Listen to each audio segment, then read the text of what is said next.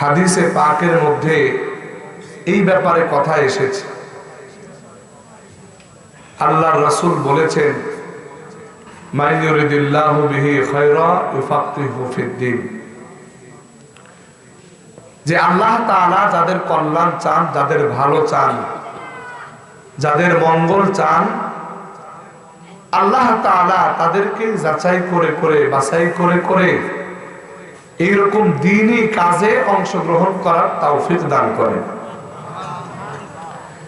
আমরা এখানে যত মানুষ উপস্থিত হয়েছি, আমাদের সবার জন্য কল্যাণ চেয়েছেন কে? আর একটু আওয়াজ দিতে হবে, কল্যাণ চেয়েছেন কে? মাঝখানে একটা কথা বলি, আমার প্রিয় বন্ধু হাফেজ মাওলানা মুফতি ইব্রাহিম খলিল রহমানী যখন আলোচনা করতেছিলেন, উনি বারবার বলতেছিলেন আস্তে বলেন সুবহানাল্লাহ। আমি দেখতেছি যে উনি আস্তে বললে আপনারাও আস্তে বলতেছেন। উনি তো আস্তে বলতে আপনাদেরকে এভাবে বলেন নাই, উনি আপনাদেরকে বলতে বলছেন যে একটু জোরে বলতে পারে। আপনারা উনার বেলায় হক আদায় করেন নাই, অন্তত শেষ পর্যন্ত যতক্ষণ থাকবেন হক আদায় করবেন তো ইনশাআল্লাহ। এই যে এই আওয়াজে হবে না, আরেকটা আওয়াজ দিতে পারেন ইনশাআল্লাহ। মাশাআল্লাহ, এই আওয়াজ শুধু এখন না, শেষ পর্যন্ত থাকবে। বলেন ইনশাআল্লাহ। আজকে বিরক্ত করে ছাড়বো আপনাকে। আপনারা কুড়িগ্রামের মানুষ, এত দূর থেকে আসছি, এত সহজে তো যাবো না। আল্লাহ, তাহলে মৌলিক ভাবে একটা কথা আমি বলে ফেলছি যে এখানে আমরা যত মানুষ উপস্থিত হয়েছি সকলের কল্যাণ চান কে? আল্লাহ। এমিয়া দুনিয়ার একটা সিস্টেম কিন্তু আছে। সিস্টেমটা হলো, যখন আপনার বাড়িতে আপনি অনুষ্ঠান করবেন তখন বাছাই করে করে আপনার প্রিয় মানুষ যারা, কাছের মানুষ যারা, বন্ধু বান্ধব যারা, আত্মীয় স্বজন যারা, ইনাদেরকে আপনি বাছাই করে করে দাওয়াত দিবেন যে দেখি আমার পছন্দের মানুষ কারা। এই যে আজকে যে এই জান্নাতের বাগান আল্লাহ সাজাইছেন, এই জান্নাতের বাগানের মালিক কে? এই জান্নাতের বাগানের মালিক আল্লাহ। উনি বলতেছেন জান্নাতের বাগান যেহেতু সাজাইছি, যারে তারে এখানে আসতে দেব না, বরং আমি যাচাই করে করে, বাছাই করে করে, দেখে শুনে আমার প্রিয় প্রিয় বান্দাদেরকে, ভালোবাসার বান্দাদেরকে এখানে আমি নিয়ে আসবো।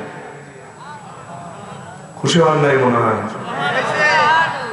হয়েছে বলতে হবে না, বলতে হবে হ্যাঁ আলহামদুলিল্লাহ। কি বলতে হবে?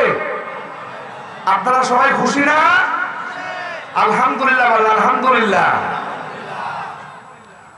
এটা কত বড় নিয়ামত যে আল্লাহ তাআলার পছন্দের পাত্র হওয়া। ও ভাই, আল্লাহর পছন্দের পাত্র হয়ে যদি দুনিয়া থেকে বিদায় নিতে পারি, আর কোনো টেনশন আছে? লা খাউফুন আলাইহিম, লা খাউফুন আলাইহিম ওয়ালা হুম ইয়াহজানুন।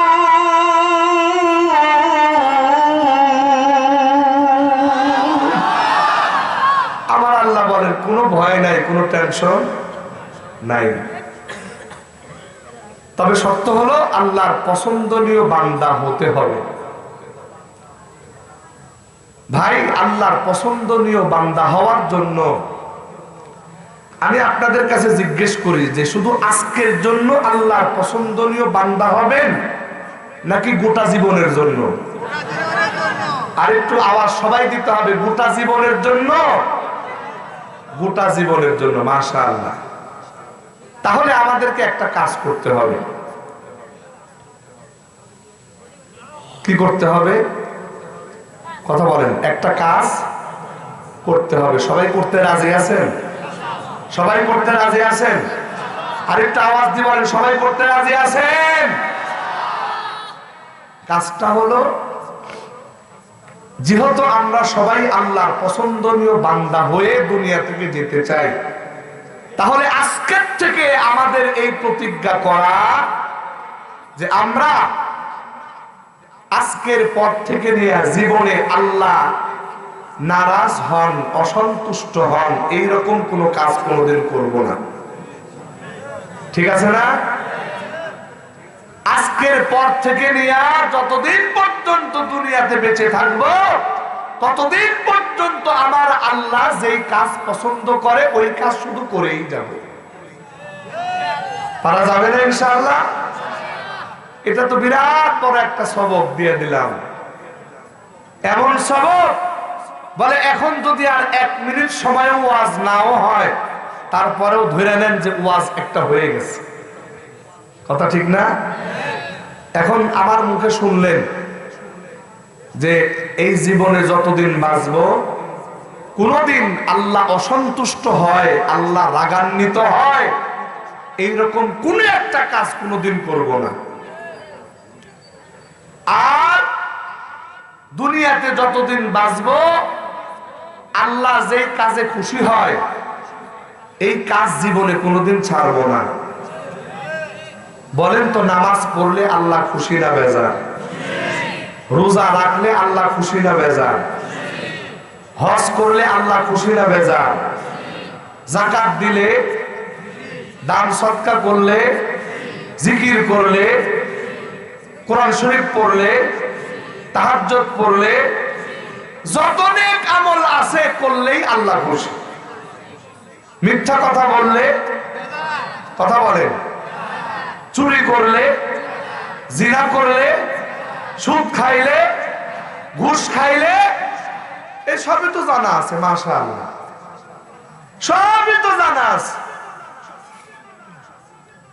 হ্যাঁ, যেগুলো করলে আল্লাহ খুশি হয় এটাও জানা আছে, যেগুলো করলে আল্লাহ নারাজ হয় এটাও জানা আছে। এখন কাজ কি?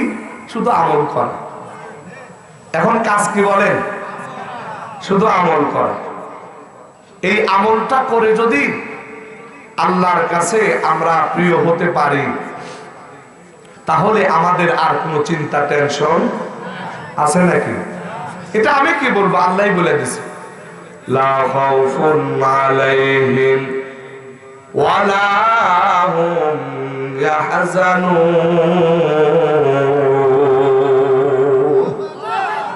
আল্লাহ বলতেছে এইভাবে যদি জীবনটা বইরে নিয়ে আসতে পারো তো আর কোনো টেনশন নাই, কোনো চিন্তা নেই। আমার প্রাণের ভাইরা, আমার বন্ধুরা, মৌলিক ভাবে আমার আল্লাহ যে কথাটা দুনিয়ার মানুষকে বলতে চান, ওয়ামা খালাকাতুল জিন্না ওয়াল ইনসা ইল্লা লিয়াবুদুন।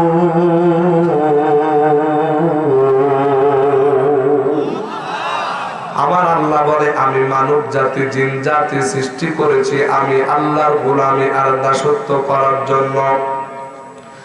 বন্ধুরা আমার, একটু গভীর মনোযোগ দিয়ে কথা বলে শোনো রে ভাই। আমার আল্লাহ বলে বান্দা আমি তো তোরে গোলাম বলে দুনিয়াতে পাঠাইলাম, আমি আল্লাহর গোলামি করবি, আমি আল্লাহর দাসত্ব করবি রে বান্দা। কিন্তু তুই কেন আমি আল্লাহর গোলামি আর দাসত্ব বাদ দিয়া শয়তানের গোলামি দাসত্ব করো? ওরে বন্ধু, এই দুনিয়াতে যদি কোনো মালিক তার গোলামকে কোনো হুকুম দেয়, ওই গোলাম যদি মালিকের হুকুম মতো জীবন না চালায়, ওই গোলাম যদি মালিকের হুকুম না মানে রে ভাই, ওই গোলাম যদি মালিকের কথা মতো না চলে, মালিক যদি বলে ডানে যাও সে বামে যায়, মালিক যদি বলে বামে যাও সে ডানে যায়, এই রকম যদি কোনো কাজ করে রে বন্ধু, মাস যখন শেষ হয়ে যাবে, ওই গোলাম যখন মালিকের কাছে বেতন পাবে, বেতন নেওয়ার জন্য হাত পাতবে, আপনারা বলেন তো দেখি ওই মালিক কি ওই গোলামদের বেতন দিবে কিনা? জানি মারবে। বাবা তোর সাহস কত বড়, তুই আমার কাছে বেতন চাস? আমার কথা মতো চলছস? একটা কথা শুনস নাই, আমার একটা হুকুম মানুষ নাই, আর তুই আইসুস বেতন নেওয়ার জন্য? ওরে বেতন তো দিবেই না, ঘাড়ে ধাক্কা দিয়ে বাহির করবে। কথা ঠিক না? আল্লাহ আমার প্রাণের ভাইরা, এর ভাই ও কুড়িগ্রাম চিলমারির মুসলমান, যদি কোনো গোলাম মালিকের কথা মতো চলে, মালিক যেই হুকুম দেয় হুকুমগুলি মান্য করে চলে রে ভাই, মাসটা যখন শেষ হয়ে যাবে, ওই গোলাম যখন মালিকের সামনে বেতন নেওয়ার জন্য যাবে, মালিক তো বেতন দিবে, পাশাপাশি বলবে তোমার খাওয়ায় কোনো কষ্ট আসেনি, তোমার থাকায় কোনো কষ্ট আসেনি? বলে না, খাওয়া পড়ার ভিতরে কোনো কষ্ট নাই, থাকার ভিতরে কোনো কষ্ট নাই। বলে যদি খাওয়ার মধ্যে কোনো কষ্ট হয়, থাকার মধ্যে কোনো কষ্ট হয়, আমারে বলবা, আমারে জানাইবা। এই কথা বলিয়া ওই মালিক গোলামের হাতের ভিতরে এক্সট্রা কিছু বকশিশ দিয়া বলবে, যাও কাজ করো, মনোযোগ দিয়ে কাজ করো, যদি কোনো অসুবিধা হয় সর্বপ্রথম আমারে জানাইবা। আমার প্রাণের ভাইরা বলেন তো দেখি, এই যে মালিক তার গোলামের প্রতি সন্তুষ্ট হওয়া, এটা কি গোলামের জন্য ভালো না খারাপ? কথা বলে ভালো।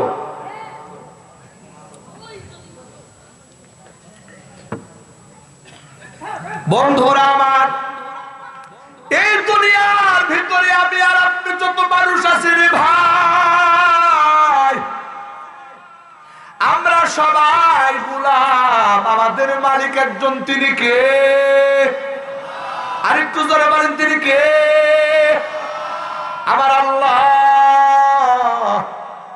আমার আল্লাহ বলে, বান্দা যদি আমার গোলামি করো, আমার দাসত্ব করো, ওরে বান্দা আমি আল্লাহ তোর জন্য এমন পুরস্কার রেখেছি, যে পুরস্কারের কথা কোনোদিন তোর কান চিন্তা করে নাই, যে পুরস্কারের কথা কোনোদিন তোর চোখ দেখি নাই, যে পুরস্কারের কথা তোর মন কোনোদিন কল্পনা করতে পারে নাই। ও বান্দা, এই রকম হাজার হাজার পুরস্কার আমি আল্লাহ জান্নাতের ভিতরে রেডি রাখছি। এজন্য গোলামি হবে কার? আরেকটু জোরে বলেন, আল্লাহ। প্রাণের ভাইরা আমার, একটু গভীর মনোযোগ দিয়ে শোনো রে ভাই, গোলাম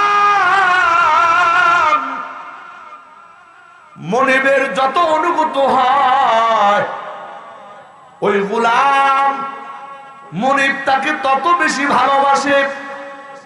এই বিষয়টা বোঝানোর জন্য ছোট্ট একটা এক্সাম্পল দিতে চাই। ওরে বন্ধু, এই দুনিয়ার একজন বাদশা ছিল, তার নাম ছিল সুলতান মাহমুদ গজনবী। সুলতান মাহমুদ গজনবী কোন ছোটখাটো আলিমের নাম না। সুলতান মাহমুদ গজনবী অনেক বড় একজন আলিমের নাম, ছোটখাটো কোন আল্লাহওয়ালার নাম নয়, অনেক বড় একজন আল্লাহওয়ালা বুজুর্গের নাম। একদিকে তিনি আলেম, অন্যদিকে তিনি বাদশাহ। একদিকে তিনি আল্লাহওয়ালা বুজুর্গ, অন্যদিকে তিনি বাদশাহ। এই সুলতান মাহমুদ গজনবীর দরবারে একজন খাদেম ছিল, গোলাম ছিল। এই গোলামের নাম ছিল আয়াস।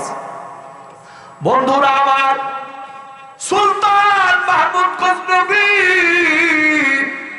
ওই গোলাম আয়াসকে এত মহব্বত করত রে ভাই, সুলতান মাহমুদ গজনবী যেই জায়গায় সফরে যাইতেন সমস্ত জায়গায় গোলাম আয়াজ তার সঙ্গে থাকতো।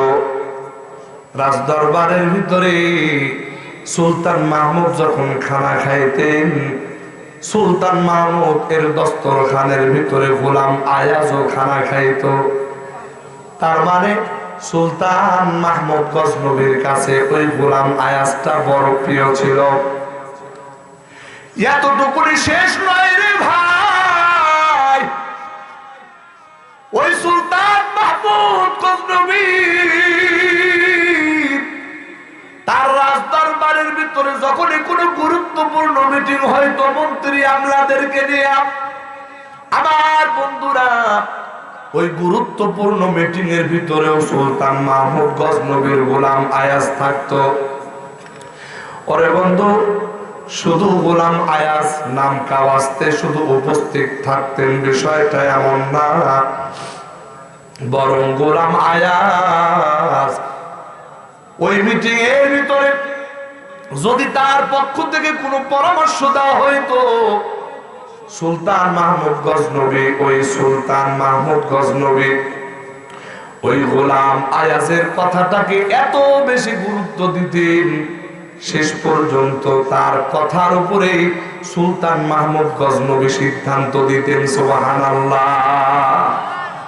বলেন তো একজন গোলাম মালিকের কাছে কত প্রিয় হলে ওই মালিকের কাছে গোলামের এমন অবস্থান। বন্ধুরা আমার, এইরকম ভাবে দিন চলতেছে, রাত চলতেছে রে ভাই, সপ্তাহ মাস বছর চলতেছে। এক সময় পরিস্থিতি এমন দাঁড়ালো, সুলতান মাহমুদ গজনবী ওই গোলাম আয়াজকে এত বেশি মহাব্বত করার কারণে, ওই গোলাম আয়াজের কথাটাকে বেশি দাম দেওয়ার কারণে সুলতান মাহমুদ গজনবীর দরবারে যত মন্ত্রীরা বসত, সকল মন্ত্রীদের ভিতরে একটু চোখের কাটা হয়ে গেল। সুলতান মাহমুদ গজনবী এইরকম সামান্য গোলামকে এত দাম কেন দেয়? এই কথা সমালোচনা করতে করতে করতে করতে একটা পর্যায়ে এই সমালোচনা সুলতান মাহমুদ গজনবীর কান পর্যন্ত পৌঁছে গেছে। প্রাণের ভাইরা আমার, সুলতান মাহমুদ গজনবী তিনি তো কোনো সাধারণ মানুষ নন, তিনি দেশের বাদশা, দেশের সর্বোচ্চ ক্ষমতার অধিকারী। তার থেকে বেশি ক্ষমতার কারণ নাই। যারা সমালোচনা করে একটু তদন্ত করে যদি বাদশা চাইতেন তাদেরকে আয়না ঘরে ভরতে পারতেন কিনা? কথা কয় না? আয়না ঘরের ইতিহাস জানেন তো, শুনছেন না আয়না ঘরের ইতিহাস? আল্লাহ, দিন কি রাত কি বোঝা যায় না রে ভাই, শুধু আজান শুনিয়া বোঝা যায় তো যে আজানের ভিতরে আসসালাতু খায়রুম মিনান নাওম, যে আজানের ভিতরে শোনা যায় তো ওই আজান শোনার পরে আয়না ঘরের মানুষরা বুঝতো যে এখন ভোর রাত, আর বাকি সময়টুকুন বোঝা যাইতো না দিন না রাত, সকাল না সন্ধ্যা। 1 বছর 2 বছর নয়, কত মানুষ যে ওই রকম আয়না ঘরের ভিতরে থেকে দুনিয়া থেকে বিদায় হয়ে গেছে, তাদের হাড় হাড্ডি গুলো পড়েছিল। কথা বলেন ঠিক কিনা? বন্ধুরা আমার, সুলতান মাহমুদ গজনবী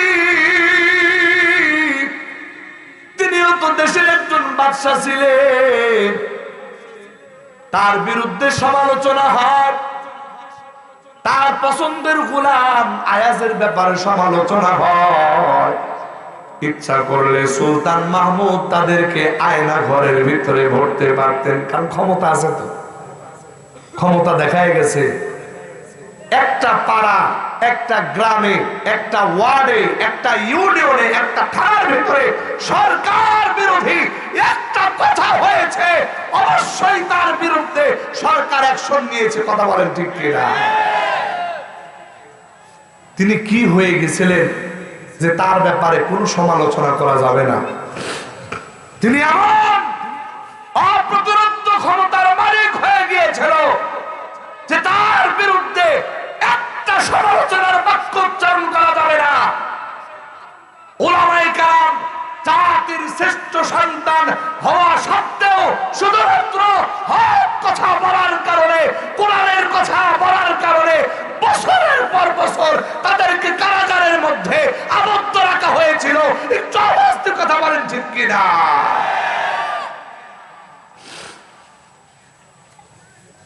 আহারে, কষ্ট লাগে, বুঝি না। আজকে এই তত্ত্বাবধায়ক সরকার, এই সরকার কি সরকার না, এটা অন্তর্বর্তীকালীন সরকার। অন্তর্বর্তীকালীন সরকার, অন্তর্বর্তীকালীন সরকার কিছু বোয়াল মাছ ধরছে, বড় বড় মাছ ধরছে, কিন্তু ওইটারে বস্তির ভিতরে ভালো মতো আটকাইতেছে না। এক শয়তান দেখলাম গত 2-3 দিন আগে 2 তালা থেকে 4 তালা নিতেছে। শয়তান চিল্লায় চিল্লায় বলতেছে, এই বাবা আমার কেন উপরে উঠাছে আর নামাজ বারবার খান। আমার মনটা চাইছিল ওর গলার ভিতরে যদি একটা পাড়া দিতে পারতাম, একটা টান দিয়ে যদি এই বদমাশের কল্যাণা শরীর থেকে আলাদা করে ফেলতে পারতাম। জানোয়ার গুলো যাদের চোখের ইশারায় আলেমদেরকে কষ্ট দেওয়া হয়েছে, যাদের চোখের ইশারায় আলেমদেরকে হাতের মধ্যে হাত করার পরিবর্তে হাতের ডান্ডা বেরি পরানো হয়েছে, আলেমদেরকে তাদের সন্তানদের সাথে সাক্ষাৎ করতে দেওয়া হয় নাই, আলেমদের সাথে এমন ভাবে ব্যবহার করা হয়েছে যে তারা খুনের আসামি, হত্যার আসামিকেও সুযোগ দেওয়া হয়, কিন্তু আলেমদেরকে তাদের পরিবারের লোকজনদের সাথে সাক্ষাৎ করতে দেয় নাই, ফোনে কথাও বলতে দেয় নাই। জোরে আওয়াজ দিবেন, কথা ঠিক কিনা? কি আশ্চর্য ব্যাপার! কি অপরাধ ছিল তাদের! নাটক সাজানোর পরেও এই দেশের মানুষের ভিতরে আলেম উলামাদের জনপ্রিয়তা কমাইতে পারে না। কথা বলেন ঠিক কিনা? যে মামুনুল হকের জন্য এত নাটক সাজাইলা, ঝর্ণা, অমুক তমুক, হ্যাঁ এত কিছু করলা যাতে দেশের মানুষ ঘৃণা করে মামুনুল হককে প্রত্যাখ্যান করে। এই দুনিয়ার বেঈমানরা শোনো, ভালো করে শোনো, তোরা যারা ক্ষমতার দাপট দেখায়া অন্যায় করেছিস, জুলুম করেছিস, আলেম উলামাদেরকে বিনা অপরাধে জেলখানার মধ্যে ভরেছিস, আজকে ওই আলেম উলামা যেখানে যায়, রাতের 12টা হোক, রাতের 3টা হোক, সকাল হোক আর সন্ধ্যায় হোক, লক্ষ লক্ষ মানুষ তাদেরকে সংবর্ধনা জানায়। কথা বলেন ঠিক কিনা? আর তোরা যারা জুলুম করেছিস, মাত্র আধা ঘন্টা 40 মিনিট সময়ের মধ্যে দেশ থেকে পলায়ন করতে তোদেরকে বাধ্য করা হয়েছে।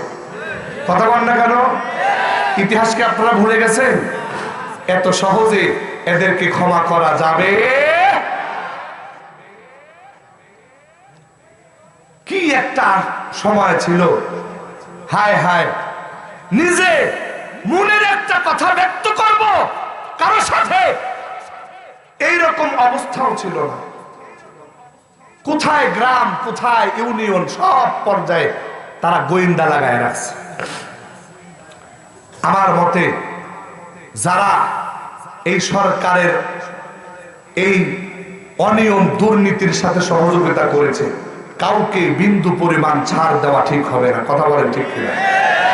আমরা অন্তর্বর্তীকালীন সরকারকে বলতে চাই, আলেম উলামারা অন্যায় করার পরেও, অন্যায় না করিয়াও তাদের হাতের ভিতরে, পায়ের ভিতরে ডান্ডা বেরি পরানো হয়েছে। আজকে যাদেরকে আসামি করে আপনারা কাঠগড়ায় ওঠান, এদেরকেও এই দেশের মানুষ দেখতে চায়, এদের হাতের মধ্যেও ডান্ডা বেরি পরানো হোক। কথা বলেন ঠিক কিনা? প্রাণের ভাইরা আমার, আমি এই জন্য বলতেছিলাম যে সুলতান মাহমুদ গজনবী রহমতুল্লাহ আলাইহির ইতিহাস সামনে আসবে।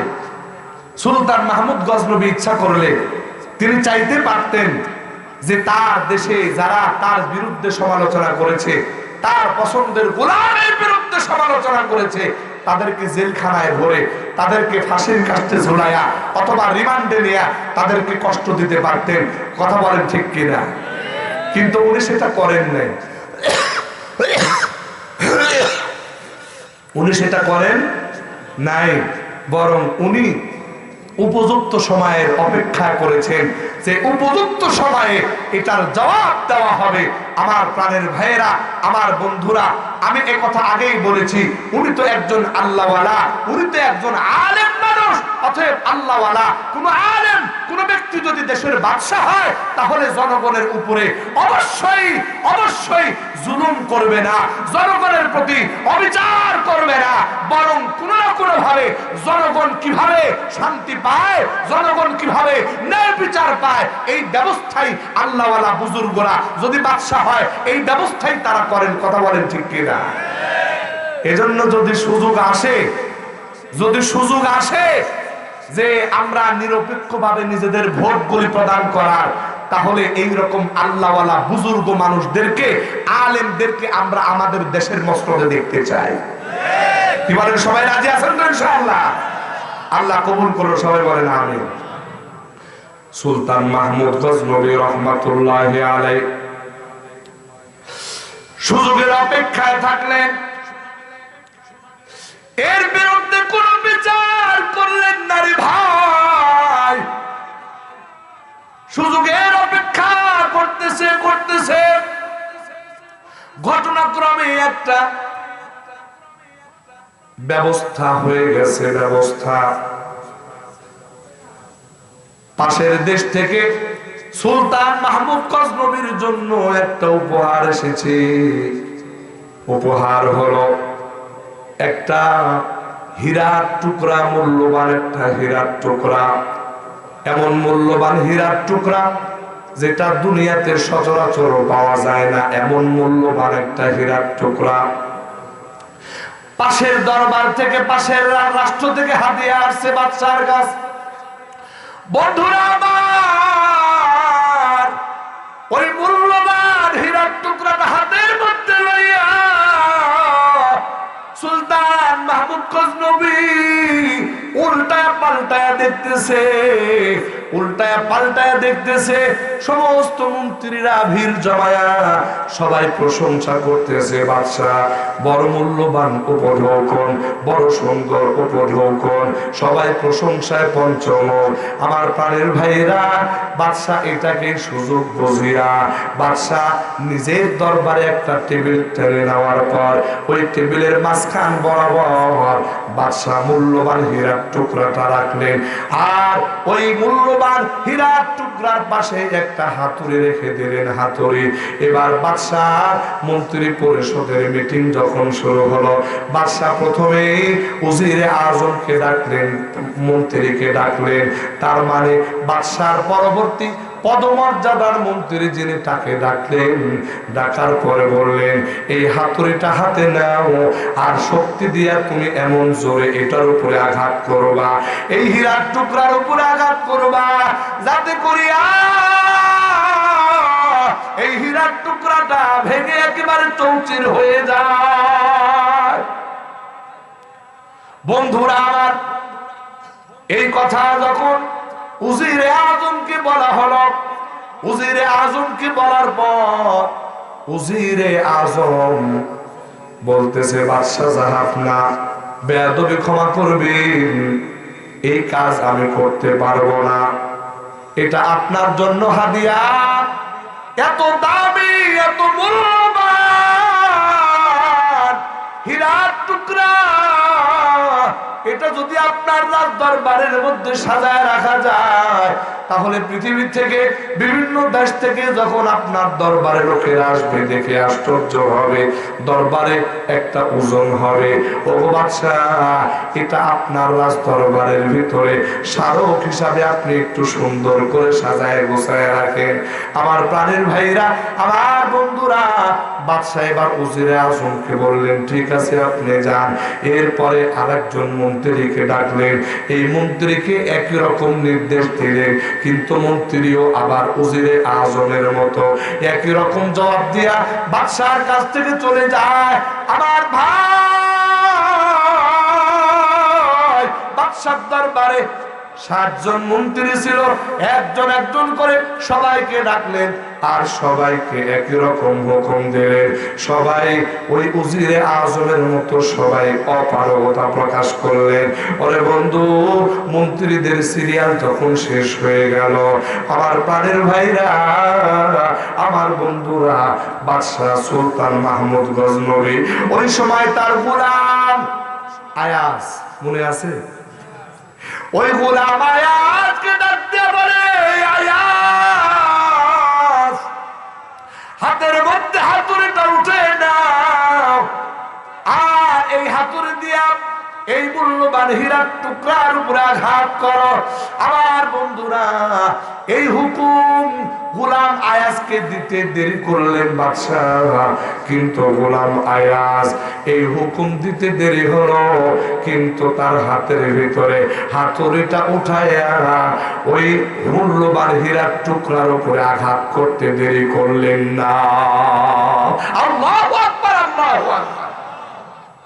প্রাণের ভাইরা আমার, ওই মূল্যবান হীরার টুকরার উপরে যখন আঘাত করেছে রে ভাই, হীরার টুকরা একেবারে খান খান হয়ে গেছে।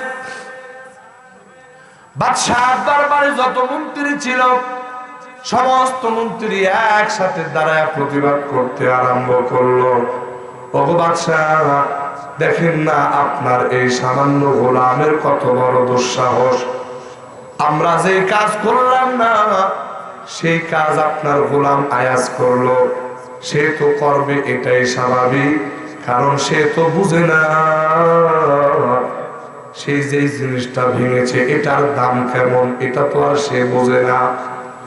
প্রাণের ভাইরা আমার, এবার মন্ত্রীরা বাচ্চাকে ডাক দিয়ে বলে, বাচ্চা, আজ যেই কাজ আপনার গোলাম আয়াজ করেছে,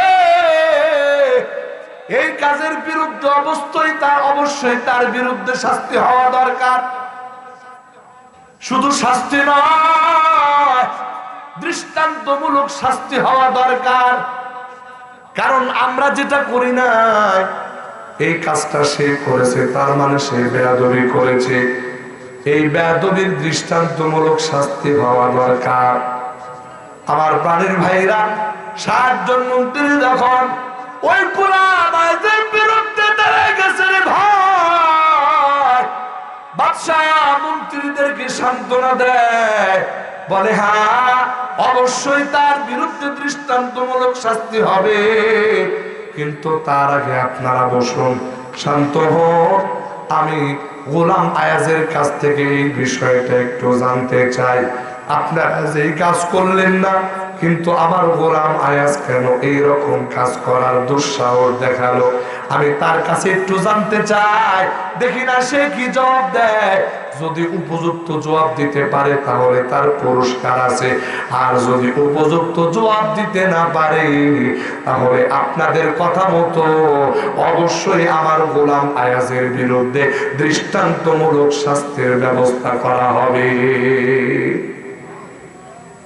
সুলতান সমস্ত মন্ত্রীদেরকে সান্ত্বনা দিয়ে বসায় দিছে, আর এই দিকে গোলাম আয়াজকে সামনে ডাকছে। ডাকার পরে বাদশা বলে, এই গোলাম, আমার দেশের প্রথম সারির শিক্ষিত মানুষ যারা, তাদেরকেই আমি বাছাই করে করে আমার দেশের মন্ত্রীর পদে দিয়েছি, নিয়োগ দিয়েছি।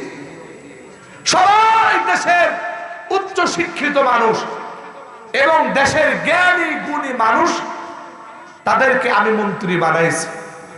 যেই হুকুমটা আমি তাদেরকে দিয়েছি, তারা কেউ এই হুকুম পালন করলো না, অপারগতা প্রকাশ করলো। আর এই একই হুকুম তোমাকে দিলাম, তুমি এই হুকুম পালন করলা, বিষয়টা কি? গোলাম আয়াজ বলে, বাদশাহ এই হুকুম পালন করার কারণে যদি আমার অন্যায় হয় দয়া করে আমারে মাফ করে দিবেন। বাদশা বলে না না, আরে মাফ করব নাকি না করব এটা তো পরের ব্যাপার, আগে তোমাকে জবাব দিতে হবে যে এটা তুমি করলা কেন। এই কথা যখন বলে গোলাম আয়াস কোন ভয় ভীতি ভিতরে নাই, চেহারা উজ্জ্বল, বাদশার সামনে বলতেছে বাদশা গো, ও বাদশা, আমি তো সামান্য গোলাম আর আপনি হলেন আমার মালিক, আমার মালিক। বাদশা গো, আপনি যখন আমাকে এই হীরার টুকরাটা ভাঙার কথা বলেছে, সবাই যেমন জানে এটা মূল্যবান হীরার টুকরা, সাধারণ কোন হীরার টুকরা নয়, দুনিয়ার ভিতরে বিরল প্রজাতির হীরা, সব জায়গায় এই হীরার টুকরা পাওয়া যায় না। এটা সবাই যেমন জানে আমিও তেমন জানি গো বাদশা, কিন্তু আমার মনের ভিতরে যে চিন্তা এসেছে, আমি হলাম আপনার গোলাম আর আপনি হলেন আমার মালিক। আমি চিন্তা করেছি আমি গোলামের জায়গা থেকে আমার জন্য কোনটা করা উচিত। আমি চিন্তা করিয়া দেখলাম আমি গোলাম হিসাবে আমার মালিক যেটা আমাকে হুকুম করবে ওই হুকুম পালন করাটাই ওই মূল্যবান হীরার টুকরা থেকেও এটা আমার কাছে বড় দামি। যার কারণে আপনি আমাকে যখন নির্দেশ দিয়েছেন আমি আর মূল্যবান হীরার টুকরার কথা চিন্তা করে নাই, আমি চিন্তা করেছি আমার মালিক আমার যে হুকুম দিয়েছে আমি গোলাম হিসাবে এই হুকুম পালন করা এটাই আমার জন্য ফরজ দায়িত্ব। কথা বলেন সুবহানাল্লাহ।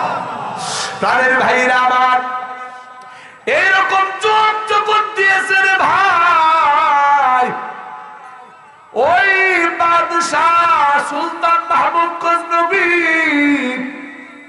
নিজের দুইটা হাত প্রসারিত করিয়া দিয়া ওই গোলাম আয়াজকে ডাক দিয়ে বলে, আয়াজ আয় আমার বুকের ভিতরে আয়। বাদশাহ যখন গোলাম আয়াজকে বুকের ভিতরে নিয়া বাদশাহ যখন গোলাম আয়াজকে জড়ায় ধরেছে, সমস্ত মন্ত্রীরা মাথা নত করে দিছে। তারা বলতেছে না না, আসলে বাদশাহ গোলাম আয়াজকে কেন এত ভালোবাসে এটার কারণ আর বুঝতে বাকি নাই। গোলাম আয়াজ বাদশার কাছে এত প্রিয় কেন এটা বুঝতে আর বাকি নাই। বাদশাহ ডাক দিয়া বলে, আমার দেশের মন্ত্রীরা ভালো করে শুনে না, আমার এই গোলাম তার নিজের জীবনের থেকেও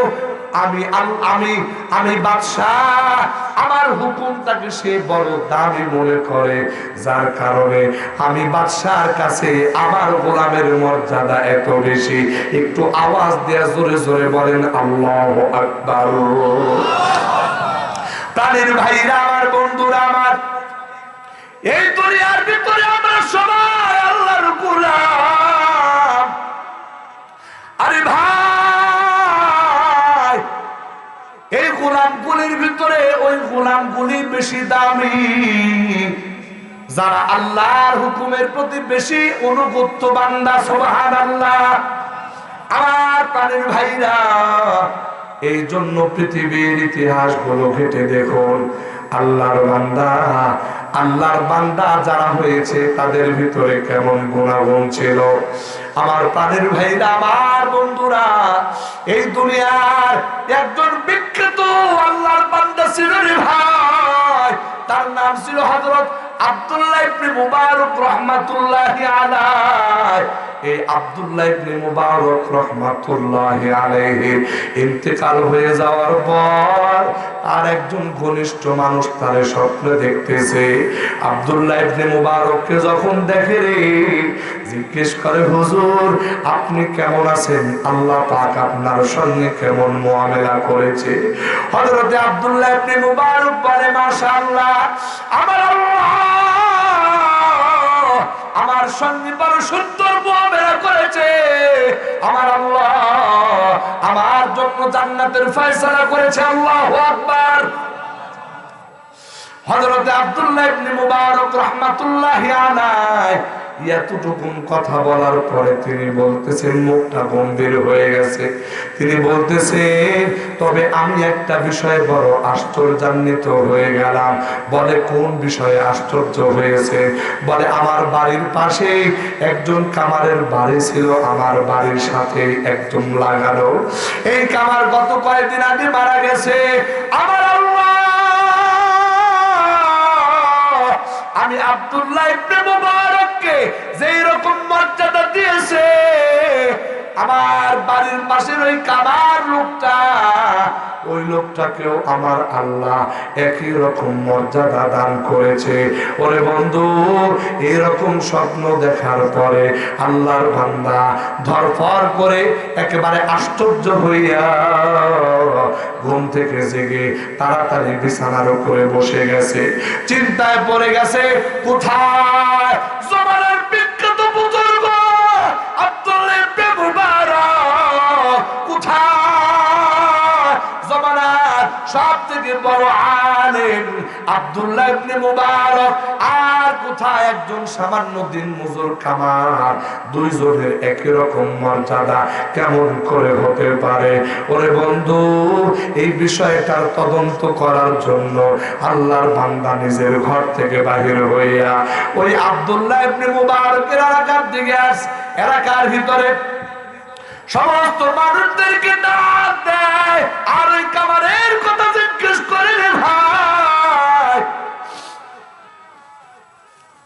বলে তোমাদের যেই কামার, এই কামারের বিষয়টা কি ছিল? হযরত আব্দুল্লাহ ইবনে মুবারকের এলাকার কোনো মানুষ কামারের ব্যাপারে কোনো কথা বলতে পারে না। ওই কামারের খোঁজ খবর নিতে নিতে আমার বন্ধুরা, আল্লাহর বান্দা একেবারে কামারের বাড়ি পর্যন্ত চলে আসে। আমার প্রাণের ভাইরা, আমার বন্ধুরা, পর্দার ভিতরে কামারের স্ত্রী বসিয়া আল্লাহর বান্দা জিজ্ঞেস করে, ও বোন, তোমার স্বামী একজন কামার? বলে, হ্যাঁ। তোমার স্বামী একজন দিনমজুর? বলে, হ্যাঁ। গত কয়েকদিন আগে তোমার স্বামী দুনিয়া থেকে বিদায় হয়ে গেছে? হ্যাঁ। তোমার স্বামীর বিষয়টা আমি তোমার কাছে একটু জানতে চাই, যে তোমার ওই কামার স্বামী, দিনমজুর স্বামী, তার ভিতরে এমন কোন বিশেষ কোন আমল ছিল কিনা? ওরে বন্ধু, এই কথা যখন বলে তখন কামারের স্ত্রী বলে, আমার স্বামী একজন দিনমজুর মানুষ, সারাদিন মেহনত করে খাইতো। আমার স্বামীর ভিতরে এমন কি বা আমল থাকতে পারে, কি বা আমল থাকতে পারে? তবে দুইটা আমল আমার স্বামীর ভিতরে আমি দেখেছি। এই দুইটা আমলের ভিতরে এক নাম্বার আমল, আমার স্বামী তিনি তো দিন মজুর, তার কাজ ছিল লোহাগুলি আগুন দিয়া পুরায়া, হাতুড়ি দিয়া ওই লোহাগুলি পিটায়া পিটায়া দাও খুলতে কোরআন বানাইতেন। আমার স্বামীর এটাই ছিল কাজ। আমার স্বামী যখন দৈনন্দিন দোকানে চলে যাইতেন, যখন কাজ শুরু করতেন, হাতুড়ি দিয়া ওই লোহাগুলি পিটায়া পিটায়া যখন দাও খুলতে কোরআন বানাইতেন। যদি এইরকম কাজ করতে করতে মসজিদের মিনার থেকে আল্লাহু আকবার মুয়াজ্জিনের কণ্ঠে আযান বেজে আসতো, রে ভাই, ওই কামারের স্ত্রী ডাক দিয়া বলে, ও ওই সময় আমার স্বামী যদি মারার জন্য, লোহার উপরে মারার জন্য হাতুড়ি উঠাইতে, তাহলে এই হাতুড়িটা আর সামনের দিকে মারতেন না, বরং পিছন দিক দিয়া হাতুড়িটা ফালাইয়া দিয়া আমার আল্লাহরে ডাক দিয়া বলতো, আল্লাহ, আল্লাহু আকবার, মানে তুমি সব থেকে বড়, তুমি সর্বশ্রেষ্ঠ আল্লাহ, তুমি ব্যবসা থেকেও বড়, তুমি চাকরি থেকেও বড় আল্লাহ, তুমি অফিস থেকেও বড় আল্লাহ, আমি যেই কাজ করি এই কাজ থেকেও তুমি বড় গো। অতএব আমি আমার কাজ বাদ দিয়া তোমার বড়ত্বের ঘোষণা শুনিয়া তোমার কাজের জন্য আমি চলে যাইতেছি। ওগো আল্লাহ, কিয়ামতের কঠিন মুসিবতের দিন কোটি কোটি মানুষের সামনে তুমি আমাকে খাবার বইলা ডাক দিও না, বরং কোটি কোটি মানুষের সামনে আল্লাহ তুমি আমাকে তোমার বান্দা হিসাবে স্বীকৃতি দান করে দিও। একটু জোর করে আওয়াজ দিয়ে জোরে জোরে বলেন সুবহানাল্লাহ। আমার প্রাণের ভাইরা, আমার বন্ধুরা, ওই কামারের স্ত্রী বলে, এটা হলো আমার স্বামীর একটা আমল, আর 2 নাম্বার আমার স্বামীর আরো একটা কাজ আমার জানা। আমার স্বামী যখন প্রতিদিন ঈশার নামাজ পড়ে বাড়িতে আসতো, কিছু খাবার দাবার খাইয়া বিছানার ভিতরে শুয়ে পড়তো। বিছানার ভিতরে যখন শুয়ে পড়তো, ওই সময় আমার স্বামী যেই জায়গাটায় শুইতো, এই বরাবর ঘরের জানালা দিয়ে নজরটা দিলেই দেখা যাইতো আমাদের বাড়ির পাশের বাড়িটাই ছিল হযরত আব্দুল্লাহ ইবনে মুবারক রাহমাতুল্লাহি আলাইহির বাড়ি। তিনি একজন বড় আলেম ছিলেন, বড় একজন মুহাদ্দিস ছিলেন। হযরত আব্দুল্লাহ ইবনে মুবারক রাহমাতুল্লাহি আলাইহি এইরকম ভাবে প্রতিদিন ঈশার নামাজের পর কিছু সামান্য খাদ্য খাবার খাইয়া তিনি তার বাড়ির ছাদের উপরে যাইয়া নামাজটা বিছায় নিয়া তিনি নামাজে দাঁড়াইতেন। ওই নামাজ বড় লম্বা নামাজ হতো। ওই নামাজে দীর্ঘ সময় দাঁড়ায় দাঁড়ায় নামাজ আদায় করতে।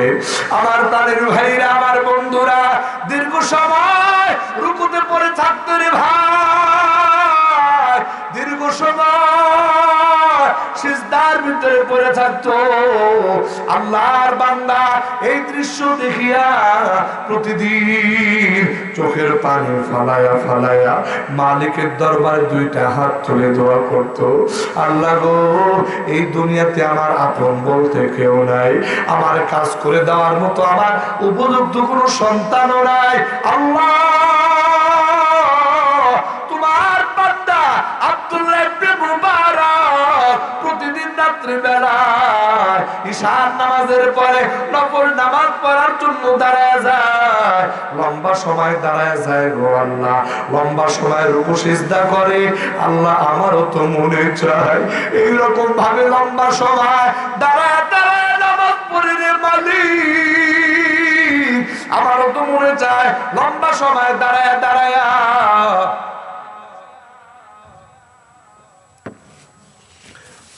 সূরা কিরাত গুলো পড়ি। আমারও তো মনে চায় লম্বা সময় ধরে এইরকম ভাবে সিজদার ভিতরে পড়ে তোমারে ডাকতে থাকি, কিন্তু মালিক গো, আমি তো একজন দিন মজুর, সারাদিন কাজ করার পর রাতের অন্ধকারে আমার শরীর ক্লান্ত থাকে, এই ক্লান্তির কারণে পারি না। যদি দুনিয়াতে বিকল্প কোনো ব্যবস্থা থাকতো, তাহলে আমিও আব্দুল্লাহ ইবনে মুবারকের মতো দাঁড়ায় দাঁড়ায় নামাজ আদায় করতাম। আমার প্রাণের ভাইরা, আমার বন্ধুরা, ওই আল্লাহর বান্দা দৈনন্দিন রাতের বেলায় এইরকম ভাবে চোখের পানি ফালায়া ফালায়া আল্লাহর দরবারে কান্নাকাটি করত, যার কারণে আল্লাহ পাক রব্বুল আলামিন ওই ব্যক্তি একজন সামান্য দিনমজুর হওয়ার পরেও আমার আল্লাহ ওই ব্যক্তির এত মর্যাদা বাড়ায় দিয়েছে। হযরতে আব্দুল্লাহ ইবনে মুবারককে যে মর্যাদা দিয়েছে আমার আল্লাহ এইরকম সামান্য একজন দিন মজুরকেও আমার আল্লাহ এমনই মর্যাদা দান করেছে। আরে ভাই, আজকে আমি আপনাদের সামনে এই কথা কেন বললাম? এটা এই জন্য বললাম রে ভাই, গোলামি কেমন ভাবে করতে হয় এটা শেখানোর জন্য। আমার প্রাণের ভাইরা, আজকে আমি আর আপনি কত সুখের মধ্যে আছি, কিন্তু আমার মালিকের সিজদা করি না। আজ আমি আর আপনি আল্লাহর নাফরমানি করে করে জীবন কাটায় দিতেছি রে ভাই। কিন্তু একটা বিষয় স্পষ্ট ভাবে মনে রাখার দরকার, আল্লাহর বান্দা, আজ আমি এখন দুনিয়াতে আছি, কয়েক সেকেন্ড পরে দুনিয়াতে থাকবো কিনা কোনো গ্যারান্টি নাই। আছে নাকি? কোনো গ্যারান্টি নাই। মুমিন ইমানদার মাত্র এই কথা বিশ্বাস করা লাগে। চোখের পাতা বন্ধ করার পর এই চোখের পাতা খুলবো এমন কোন গ্যারান্টি নাই। আজকে আমরা মনে করতেছি আমার বয়স এত কম, আমি কেন মুখের মধ্যে দাঁড়িয়ে রাখবো? আমার যুবক ভাইরা আজকে চিন্তা করতেছো আমার বয়স এখন যৌবনকাল, আমি কেন নামাজ পড়বো, আরো সময় বাকি আছে। আমি বলতে চাই তোমারে এই গ্যারান্টি কে দিয়েছে ভাই, যে তোমার চুল না পাকা পর্যন্ত তুমি মরবা না, তোমার দাড়ি না পাকা পর্যন্ত তুমি মরবা না। এই গ্যারান্টি তোমারে কেউ দেয় নাই। আরে ভাই, এই দুনিয়ার ভিতরে দৈনন্দিন কত অ্যাক্সিডেন্ট ঘটতেছে রে ভাই, তুমি একটু তাকায়া দেখো। তোমার এলাকার কবরস্থানের ভিতরে তোমার থেকেও কম বয়সী কত মানুষ ঘুমায় আছে। আমি আমার যুবক ভাইদেরকে বলি, যুবক, মানুষের হায়াত মৌতের কোনো গ্যারান্টি নাই। তুমি বাজারের ভিতরে তোমার বন্ধুদেরকে নিয়ে আড্ডা দিতেছো, আর তোমার বাড়ির পাশের দোকানে মার্কেটি কাপড়ের কাপড় তোমার জন্য চলে আসছে রে ভাই। তুমি তোমার বউ নিয়ে আনন্দ ফুর্তি করতেছো, কিন্তু এর তোমার বাড়ির পাশে যে জঙ্গল, এই জঙ্গলের ভিতরে বাচ্চাদের বাস তোমার জন্য রেডি হয়ে গেছে। আমার পাড়ের ভাইরা, ভাই বেড়াদার, আত্মীয় স্বজন নিয়ে আনন্দ ফুর্তি করতেছো, কিন্তু তুমি জানো না তোমার বাড়ির পাশে কবরের মাটি তোমার জন্য তৈরি হয়ে গেছে রে ভাই।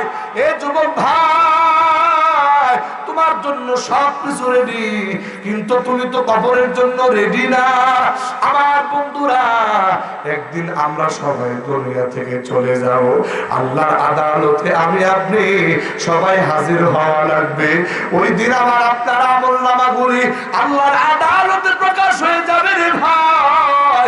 ওই আমলনামা যেদিন প্রকাশ হবে, ওই দিন দেখা যাবে আমার আমলনামার ভিতরে নামাজ নাই, আমলনামার ভিতরে রোজা নাই, আমলনামার ভিতরে দান সদকা নাই, আমলনামার ভিতরে কোরআন তিলাওয়াত নাই, আমলনামার ভিতরে জিকির নাই, আমলনামার ভিতরে নেক আমল নাই, শুধু গুনাহ আর গুনাহ। আল্লাহর বান্দা, এবার বলো দেখি আল্লাহর আদালতে তুমি কেমন করে চেহারাটা দেখাইবা? লজ্জায় তোমার মাথা নত হয়ে যাবে, আফসোস করতে থাকবা, কিন্তু সেই দিনে এই আফসোসে কিন্তু বিন্দু পরিমাণ কোনো লাভ হবে না। আমার প্রাণের ভাইরা, আমার বন্ধুরা, এই জন্য আজকের এই মাহফিল থেকে আমরা প্রতিজ্ঞা করে যাব, ও গো মালিক, জীবন ভর শুধু গুনাহ করেছি, আল্লাহ একটা গুনার জন্য যদি তুমি সাজা দাও, এই সাজা ভোগ করার ক্ষমতা নাই। আয় আল্লাহ, তাই দয়া করে মায়া করে আমার জীবনের গুনাহ খাতা করে মাফ করে দাও। আমার আল্লাহ পবিত্র কোরআনে বলেন, ইয়া ইবাদি আল্লাযীনা আসরাফু আলা আনফুসিহিম লা তাকনাতু মির রাহমাতিল্লাহ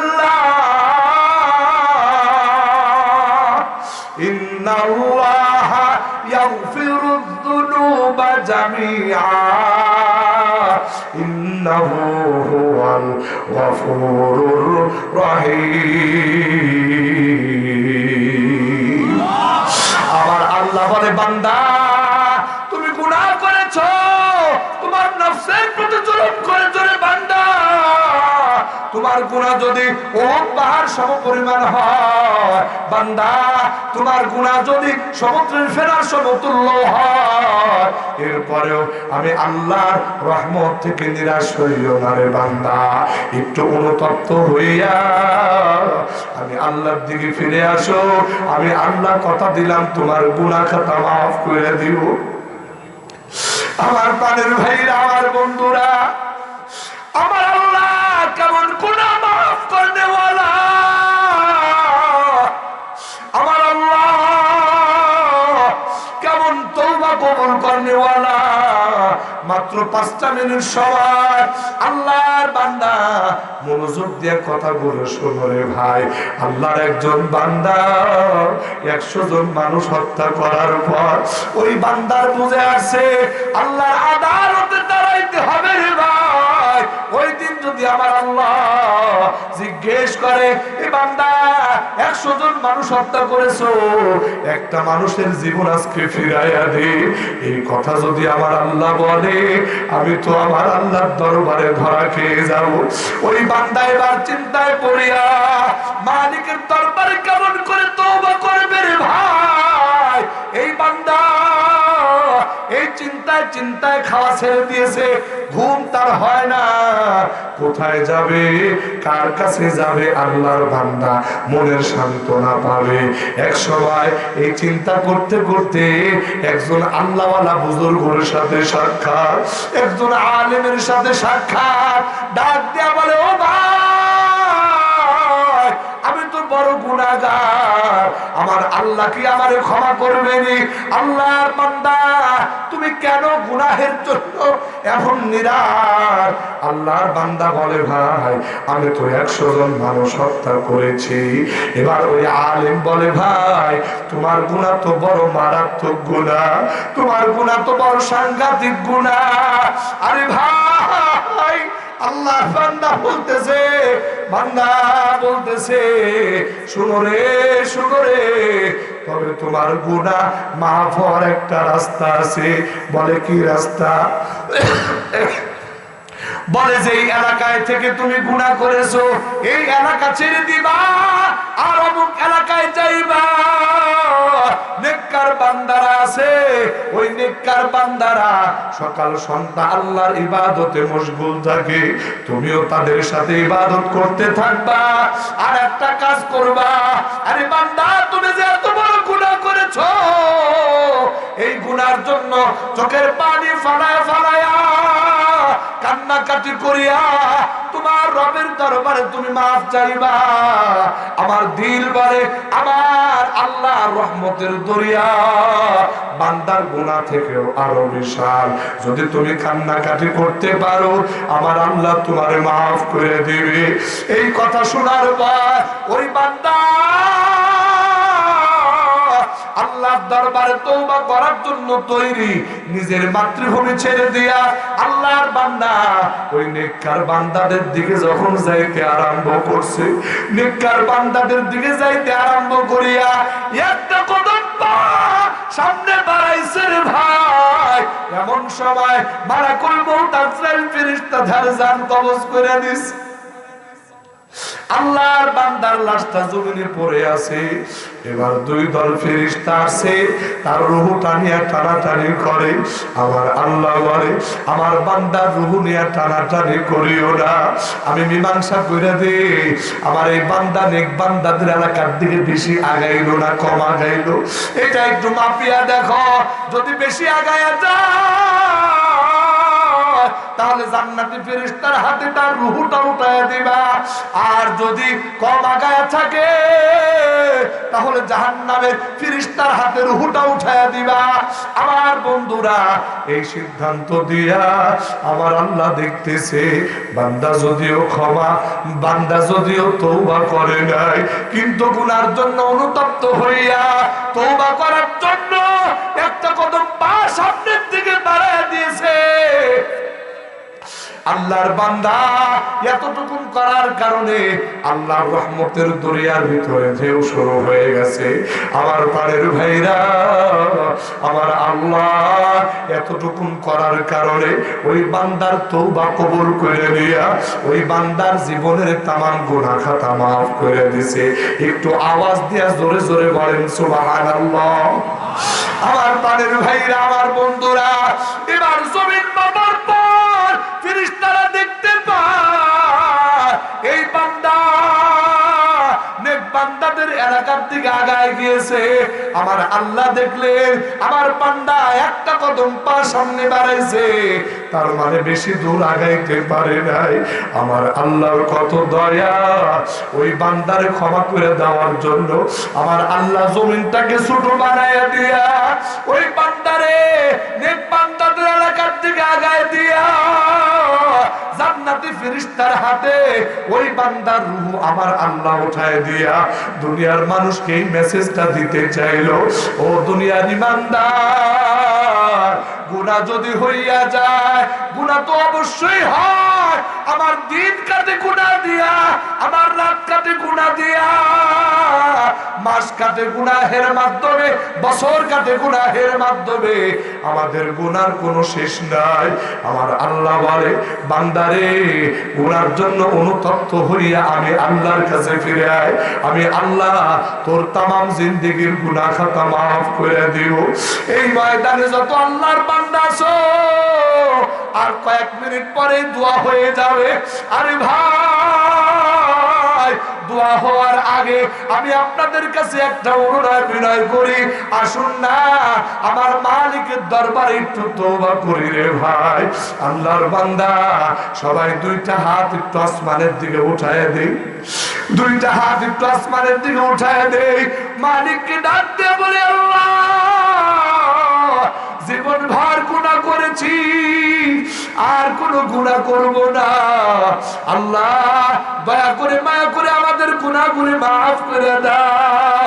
আল্লাহ জীবনে আর কোনদিন এক ওয়াক্ত নামাজ ছাড়বো না, আর কোনদিন মিথ্যা কথা বলবো না। আয় আল্লাহ, আর কোনদিন সুদ ঘুষ খাবো না, আর কোনদিন আল্লাহ কোন নারীর প্রতি প্রেজেন্ট করব না, আর কোনদিন মাদক সেবন করব না, আর কোনদিন তোমার হুকুম লঙ্ঘন করব না। আল্লাহ তওবা করতেছি, আমাদের তওবাগুলি তুমি কবুল করে নাও। আল্লাহ জীবন ভর তওবা করেছি রে মালিক, কতবার তওবা করেছি, আবার তওবা ভঙ্গ করেছি। এই গভীর রাত আল্লাহ আজকে যে তওবা করতেছি, এই তওবার উপরে তুমি মৃত্যুর আগ পর্যন্ত অটল থাকার তৌফিক দান করে দাও।